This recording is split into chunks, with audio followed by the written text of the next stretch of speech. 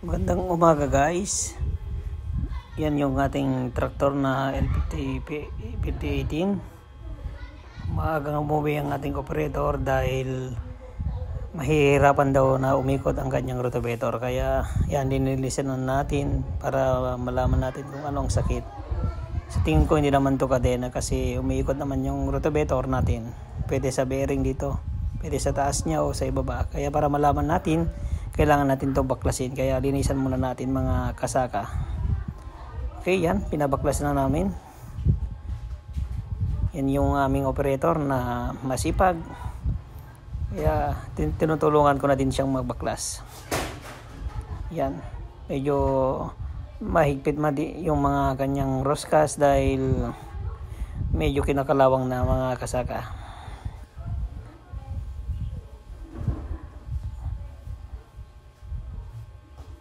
Sige, hintayin natin.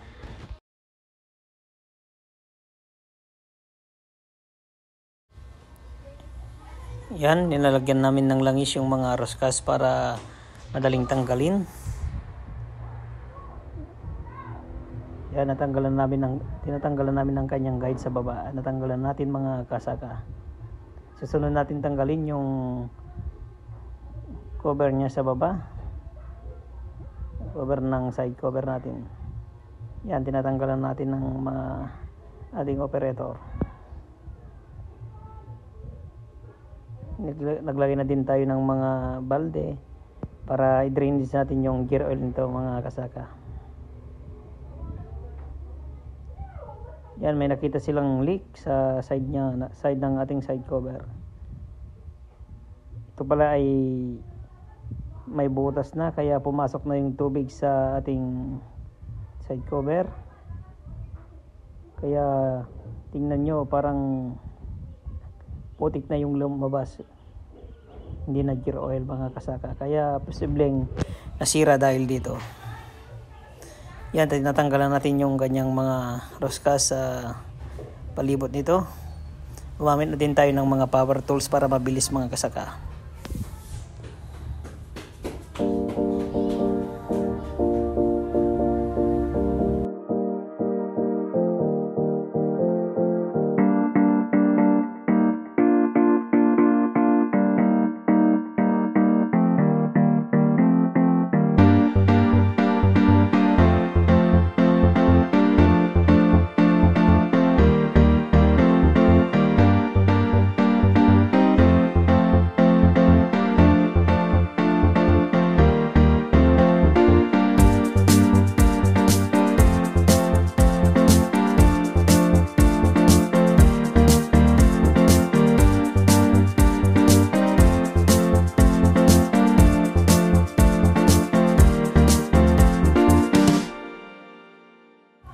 Ayan, natanggalan natin kasaka. Yan na yung itsura ng loob ng ating rotovator sa side niya. Tignan nyo naman, parang putik na yung nasa loob. Para makita natin kung saan banda yung bearing na nasira, kailangan natin linisan yan mga kasaka. Yan, nilinisan na natin. Tanggal natin yung mga putik. Talagang marumi na yan mga kasaka.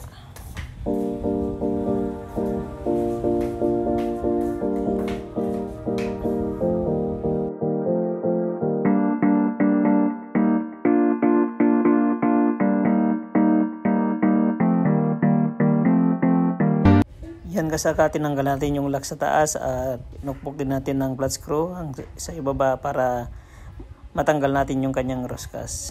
Ayan, tinatanggalan natin mga kasaka. Dahil wala tayong tools na eksakto dyan, gumamit tayo ng DIY. Yan, sabay dapat yung pagtanggal dyan mga kasaka para madaling tanggalin. Yan, nakita na nga natin sa ibaba yung sira ng bearing natin. Talagang grabe yung pagkasira, kaya nahihirapan ng umikot ang ating rotovator. Yan, tinatanggal na nila.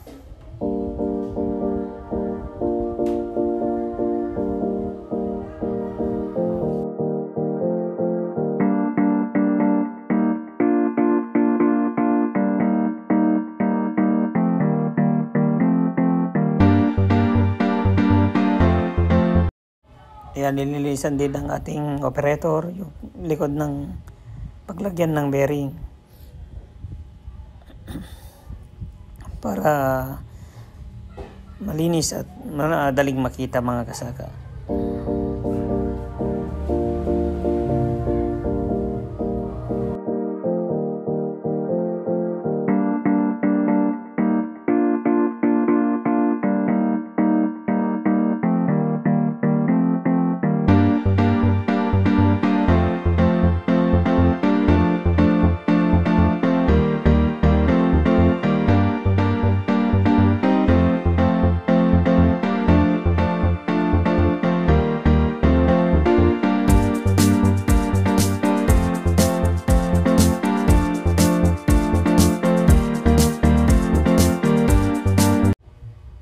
Yan, tinatanggal natin yung mga raskas dito na 4 para matanggal natin yung plate nito mga kasaka. Buo yan na matatanggal pag matanggal na yung 4 na raskas dyan na size 19 nata yan.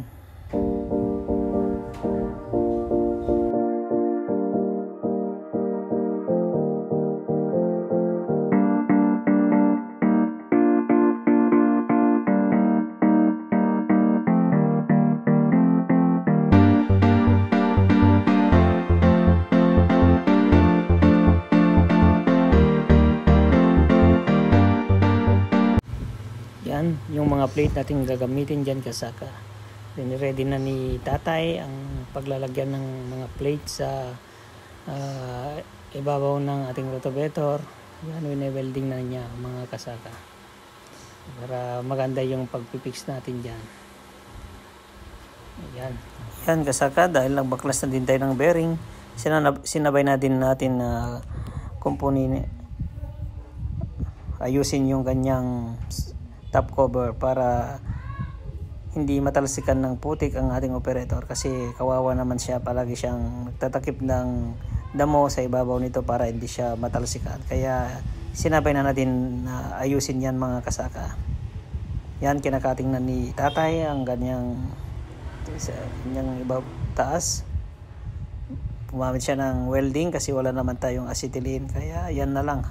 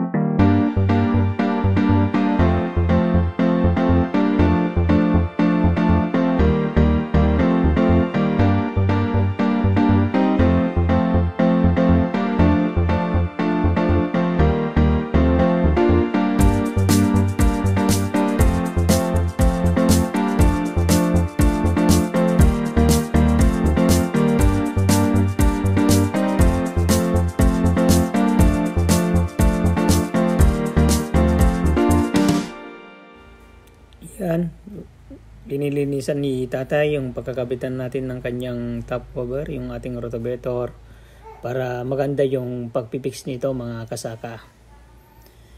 Kaya enjoy lang kayo sa panonood sa aking vlog. Enjoy!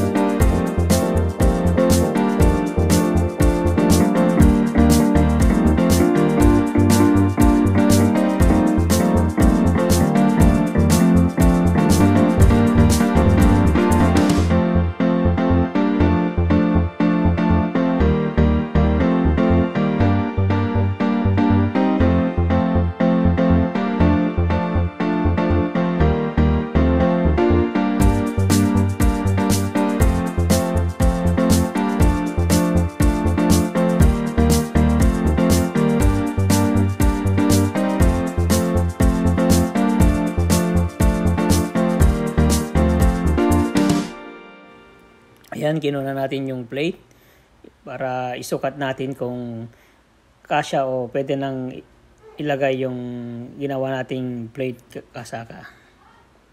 Yan, sinusukat namin kay tatay kung okay na yan.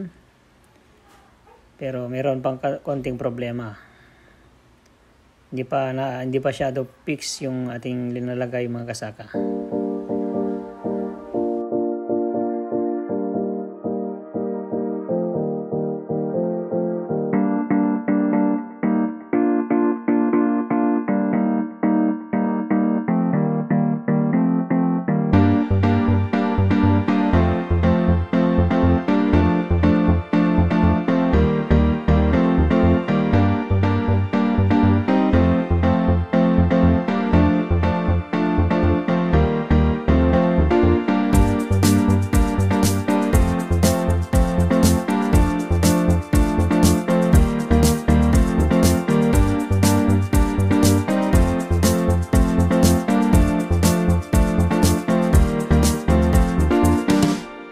Yan, pinupulwelve ng tatay yung unang plate na linagay natin mga kasaka. Kailangan niyang ipulwelve yan para hindi basta-basta nasisira o nahuhulog. Lalo na inaapakan yan ng ating operator kung maglilinis siya sa ibabaw niyan mga kasaka. Kaya mas magandang i-fix yan, ipulwelve para iwas disgrasya na din. Okay.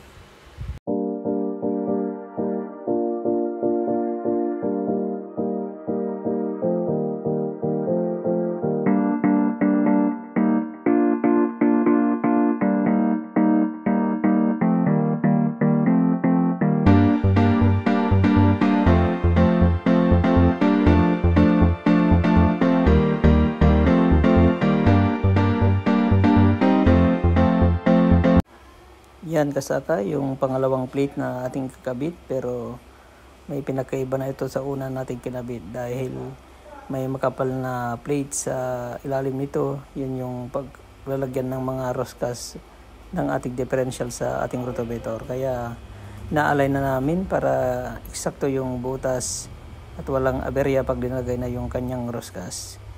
Yan, lagay na namin yung plate sa side para maganda yung pagkakalagay, kasi kung hindi natin nilagay yung plate mga kasaka, pwedeng madidisalign yan at magkakaproblema ka na pag huli yung plate na yung ilalagay. Kaya mas mabuti ilagay muna yung plate at yung i-align na yung kanyang differential at yung yan mga kasaka.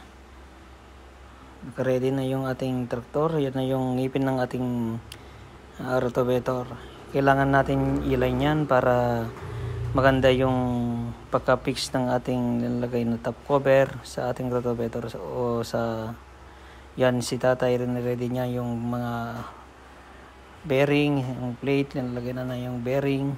Yan yung housing na binili natin. Mahal-mahal yan mga kasaka sa equity. Nabili natin yan ng mahigit 2,000.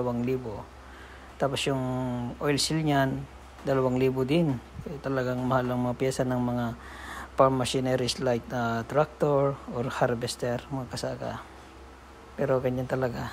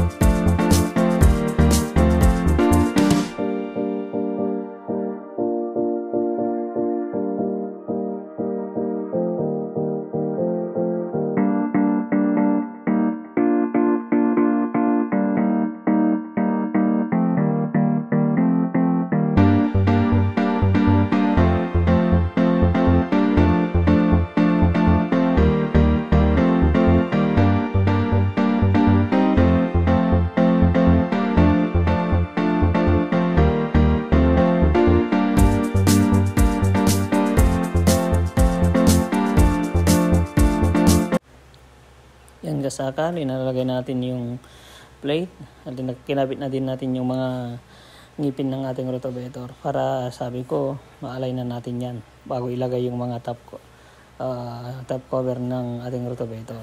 Kasi nagka-problema tayo yung una nating linagay mga kasaka.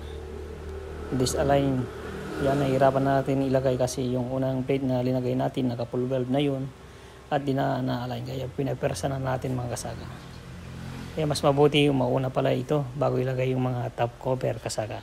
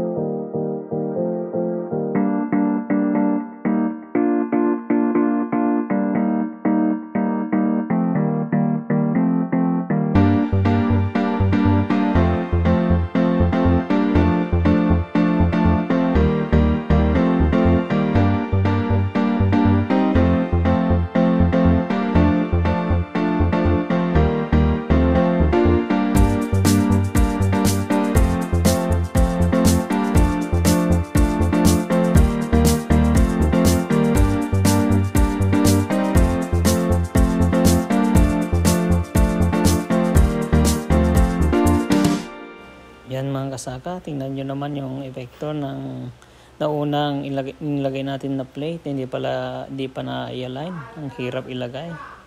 Kailangan natin gumamit pa ng mga bareta para lang may align natin yung plate na linagay natin sa side nito mga kasaka. Kaya pala kung mag-repair din kayo ng plate, sinabay nyo yung paglagay ng bearing dyan mga kasaka o natanggal yung plate sa side, kailangan pala mas mauna ilagay yung mga ngipin ng ating rotavator bago ilagay yung mga top cover ng ating rotavator para iwas aberya na sa huli para nito nakaka-aberya. Pero aral na din sa amin to mga kasaka.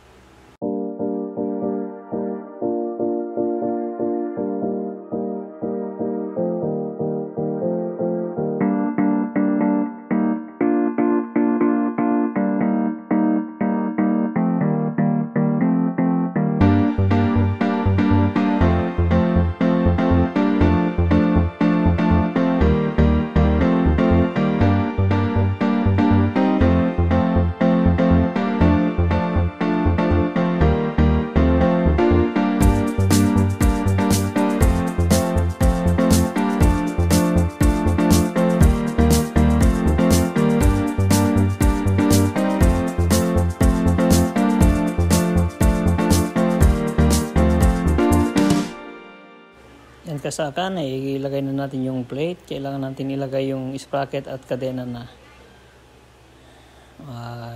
Naayos na hinihigpitan na ng ating operator yung kanyang mga roskas sa plate. Bali 4 yun na roskas mga kasaka. Kinuha ko na yung mga sprocket at kadena. Yan, nilalagyan ko ng grasa para madulas na ipasok mga kasakay. Yun na yung kadena, linagay ko na din. Oh, pasensya na po kayo, hindi na makita. Natatakpan ng short ni tatay. O yan, nilagay na namin ulit. Bali, same process din sa pagtanggal yan mga kasaka. Pero pabaliktad na rin yun, syempre.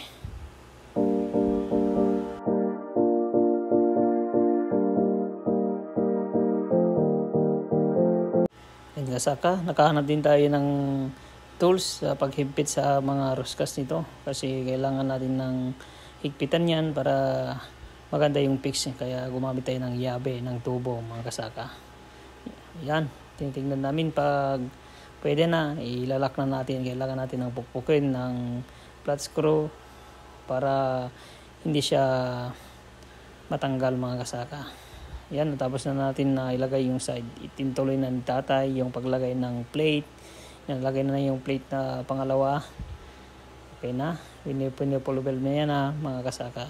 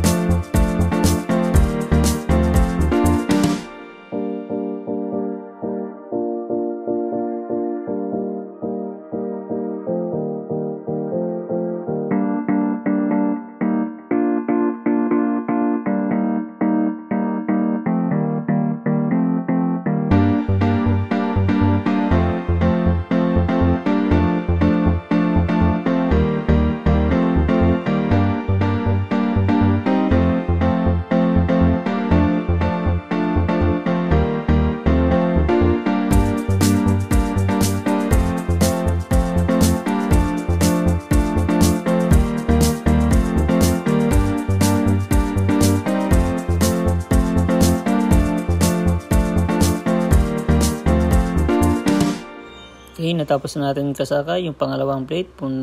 Yan na yung huling plate na ating linalagay. Mas maliit yan kumpara sa dalawang plate na linagay natin mga kasaka. Yan, piniwiling ng tatay para mas lalo pa lang magdikit yung kinakabit natin kasaka. Yan, ginagamit natin yung stand jack. Nilagay nila sa ngipin ng rotovator at kinadyak namin yan para mas lalong dumikit siya bago i-welding mga kasaka. Pwede yung gayahin yan para mas maganda yung pagdikit niya.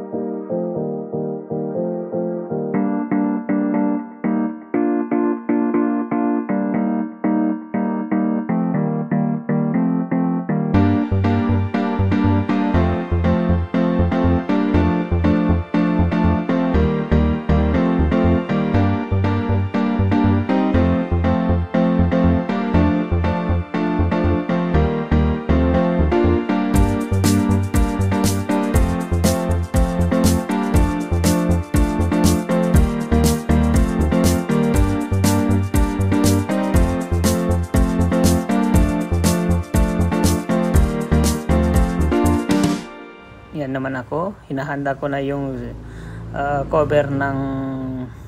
side cover ng ating rotavator kasi parang yung unang video kanina, yung simula nito nabutas yan mga kasaka, kaya pumasok yung tubig o yung mga putik, kaya nasira yung bearing natin, kaya kailangan na ayusin yan.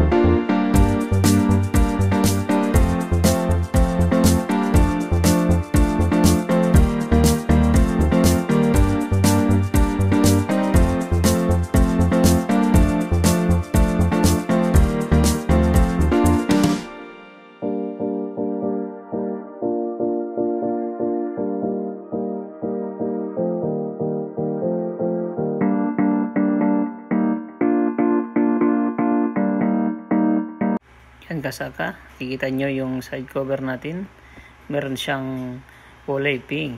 Yan ay yung steel epoxy na ating linagay para sure na hindi siya tatagas, kasi welding yung ginamit natin dyan na pang takip kasaka. Hindi natin alam, baka konting butas lang, tatagas na naman yung langis. Nakita nyo, linalagyan ko ng tali yung kadena At bakit kaya ko linalagyan yan mga kasaka? Simple lang yan para may lagay natin yung side cover niya mga kasaka. Kasi kung di natin yan lalagyan, may hirapan tayong maglagay niyan mga kasaka. Kaya linalagyan natin ng tali. Tignan nyo mamaya kung paano kaswak yung paglagay dyan kung may tali kasaka. Pwede nyo gayahin po yan.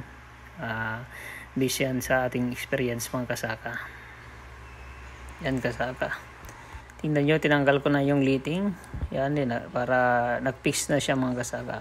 Yan, lagay na yung kanyang mga roskas para okay na yan mga kasaka.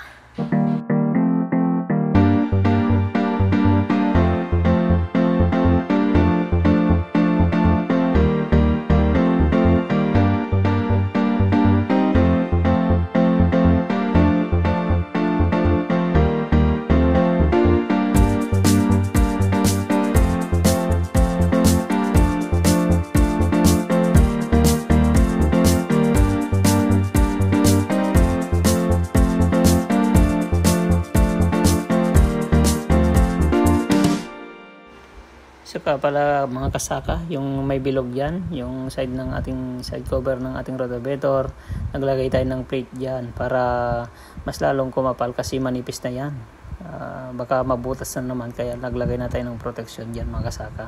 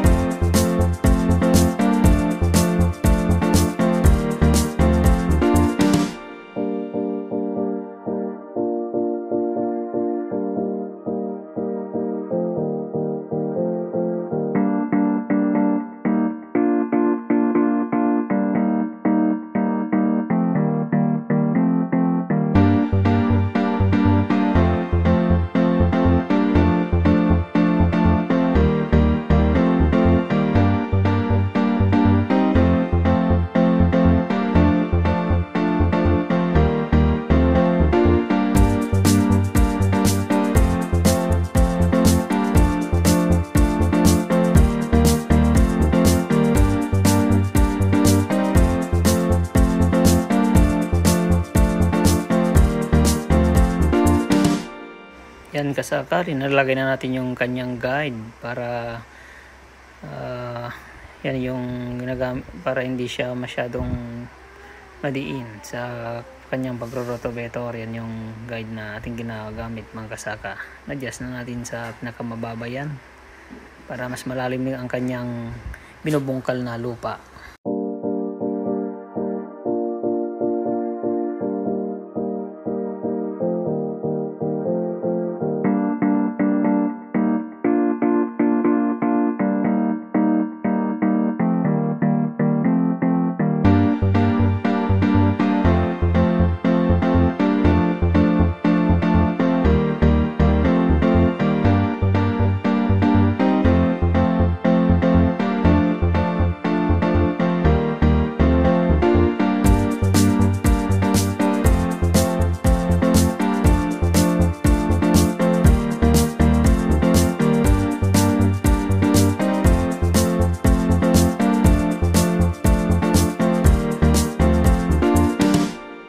Ayan kasaka, linalagyan na natin ng imbudo sa taas ng ating top cover para lagyan na natin ng gear oil. Yun yung ating gear oil mga kasaka.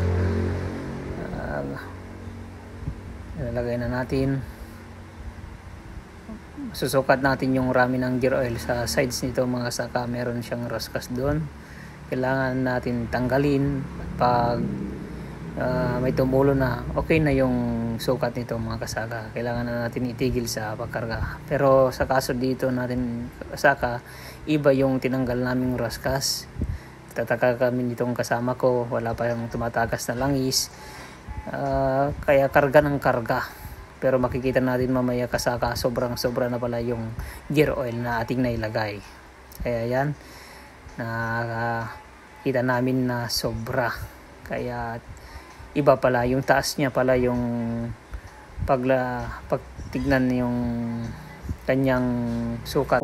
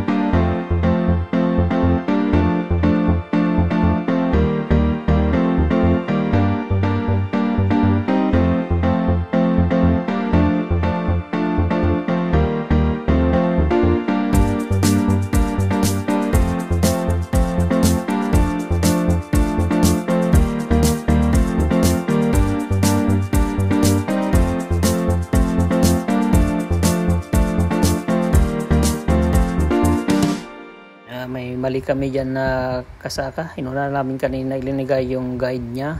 Yun pala, hindi namin mailalagay yung cover niya sa ibaba, yung cover ng ating side cover, para hindi siya basta-basta na masisira.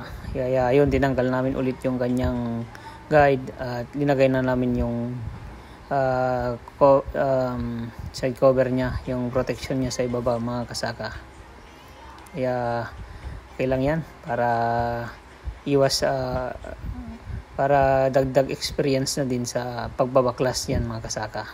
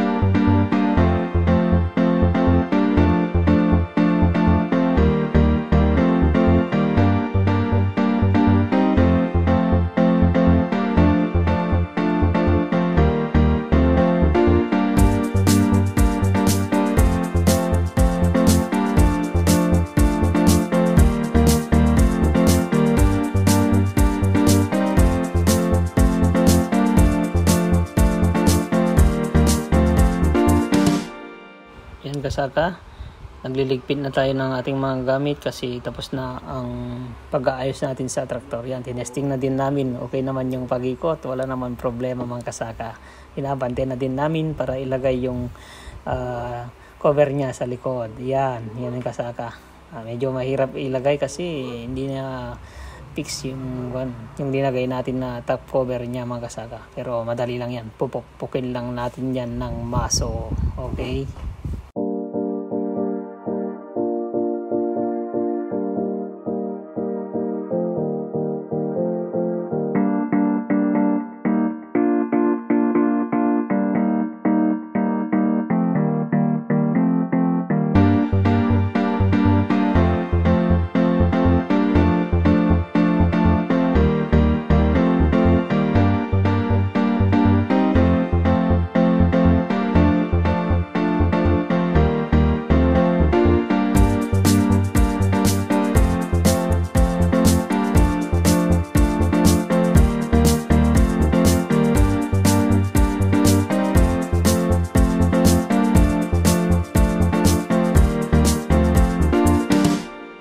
Yan kasaka, naglalagay na ng diesel ang ating operator. Nagre-ready na siya para pumunta sa bukid.